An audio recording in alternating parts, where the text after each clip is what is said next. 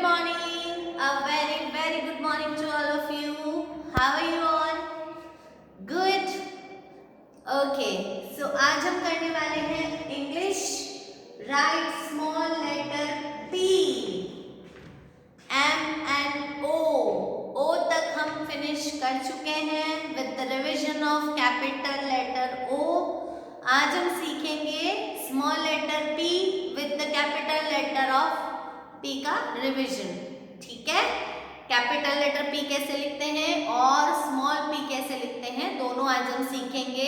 और उससे related words कौन कौन से होते हैं वो भी हम आज के वीडियो में देखेंगे. ओके, सो स्टार्ट करते हैं हम.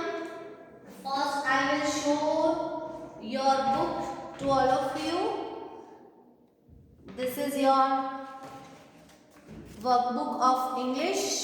राइट, पेज नंबर 32 पे P बना हुआ है ना. यस, और P फॉर पिकॉक. पिकॉक का पिक्चर बना हुआ है. ठीक है, सो फर्स्ट हम लिखेंगे कैपिटल P.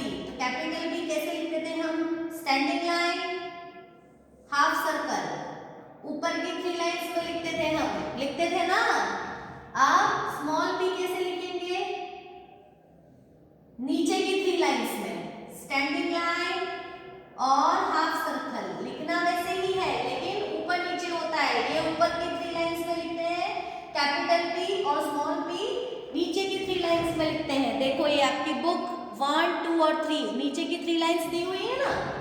यस, अगेन लिखेंगे हम standing line than half circle, standing line half circle.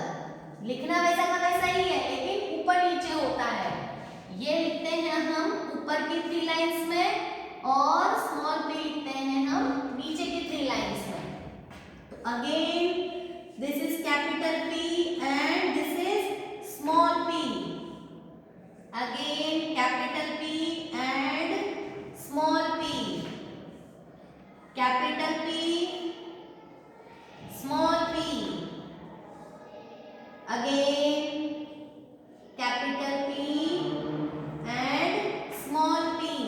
Standing line, half circle, standing line, half circle, standing line, half circle, standing line, half circle. Again standing line, half circle, standing line, half circle. लेकिन capital P ऊपर की 3 lines में लिखते हैं और small p नीचे की 3 lines में लिखते हैं. ठीक है, इस चीज का ध्यान आपको रखना है. बाकी लिखते दोनों p सेम ही है, स्टैंडिंग लाइन और हाफ सर्कल.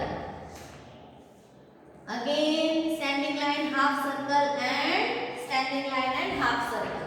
तो ये हमने कैपिटल और स्मॉल p लिखना सीख लिया. नाउ आपको क्या करना है, आपकी जो वर्कबुक है उसमें पहले ये ट्रेसिंग पैटर्न से प्रैक्टिस करो कि नीचे की 3 लाइंस में कैसे लिखते हैं. दोनों पेज आपको लिख के फिनिश करना है P का, स्मॉल लेटर P. ठीक है, देन P से रिलेटेड वर्ड्स कौन कौन से होते हैं, तो एक पिक्चर तो आपकी बुक में दिया हुआ है P फॉर पिकॉक. फिर P फॉर पेन, लिखने वाला पेन नहीं, खाना बनाने वाला पेन, जिसमें आपकी मम्मी सब्जी बनाती है या कुछ चीज फ्राई करती है, जो भी है तो उसको बोलते हैं कुकिंग पैन होता है, जिसमें हम खाना कुक करते हैं. तो पेन. फिर ये पेंसिल, P फॉर पेंसिल, जिससे आप सब लिखते हो, है ना. किससे लिखते हो आप? पेंसिल से भी लिख सकते हैं, पेन से भी लिख सकते हैं, लेकिन वो PEN पेन है. और कुकिंग पैन की स्पेलिंग कौन सी है? PAN pen. तो ये दोनों का डिफरेंस आपको याद रखना है, पेन और पेन. समझ में आ गया? ओके. फिर P फॉर पिग. देखा है आपने पिग?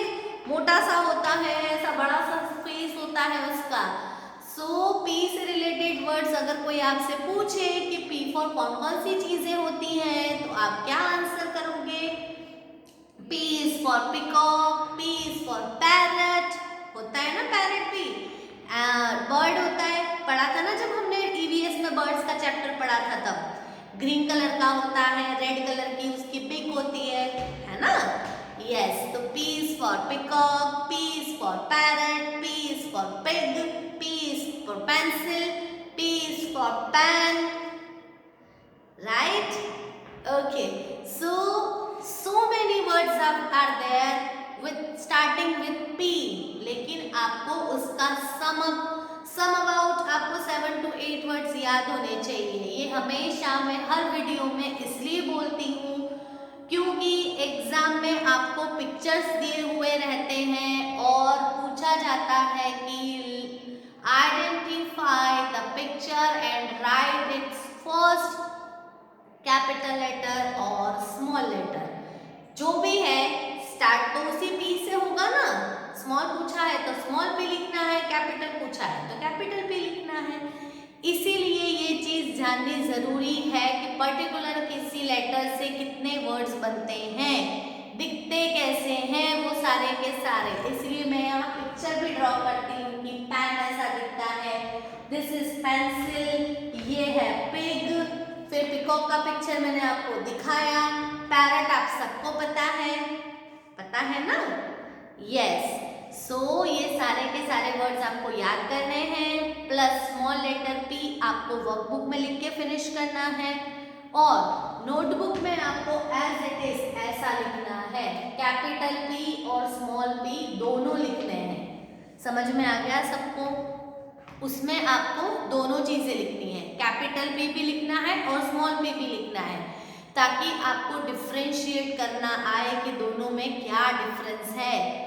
कैपिटल P ऊपर की 3 लाइंस में लिखते हैं, स्मॉल p नीचे की 3 लाइंस में लिखते हैं। P दोनों सेम होते हैं, बनावट दोनों की सेम है, standing line than half circle वो दोनों सेम ही लिखे जाते हैं, लेकिन ये ध्यान रखना है कि कैपिटल P ऊपर के 3 लाइंस में लिखेंगे ऑलवेज और स्मॉल p नीचे की 3 लाइंस में लिखेंगे। तो जब आप लिखते हो नोटबुक में तब आपको खास ध्यान देना है क्योंकि उसमें लाइंस, बीच वाली लाइंस बहुत छोटी होती हैं। सो आपको प्रॉपर लिखना है, लाइन से बाहर ना जाए, उसका ध्यान रखना है आपको। समझ में आ गया सबको? ओके, नोटबुक और वर्कबुक दोनों में लिख के फिनिश कर लेना। फिर मिलेंगे, तब तक के लिए बाय, टेक केयर।